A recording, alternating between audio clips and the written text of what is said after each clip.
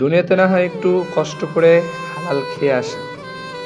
আল্লাহ পাক রব্বুল আলামিন আপনার জন্য আখিরাতে উত্তম যাজা রেখেছেন। সবথেকে উত্তম যে নিয়ামতটা রয়েছে সেটা হচ্ছে আপনি যদি দুনিয়া থেকে হালাল খেয়ে যেতে পারেন, আপনি যদি দুনিয়া থেকে হারামকে বয়কট করে যেতে পারেন, সুদকে বয়কট করতে পারেন, দুর্নীতিকে বয়কট করতে পারেন, ঘুষকে বয়কট করতে পারেন, মাদককে নিষেধ করতে পারেন, হককে হক বলে দুনিয়া থেকে যেতে পারেন, বাতিলকে বাতিল বলে আখ্যায়িত করতে পারেন, তাহলে আল্লাহ পাক রব্বুল আলামিন জান্নাতের মধ্যে আপনার সবথেকে বড় যে নিয়ামতটা রেখেছেন সেটা হচ্ছে আল্লাহ পাক রব্বুল আলামিনের সঙ্গে দিদার। দেখেন ভাই, মানুষ মরণশীল, কুল্লু নাফসিন যায়িকাতুল মাউত, প্রত্যেকটা প্রাণের মৃত্যুর স্বাদ গ্রহণ করতে হবে।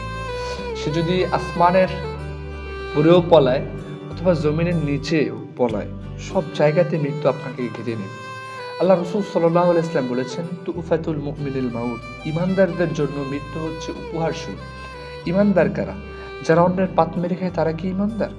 যারা বোনকে ঠকায় তারা কি ইমানদার? যারা ভাইয়ের সম্পদকে আত্মসাৎ করে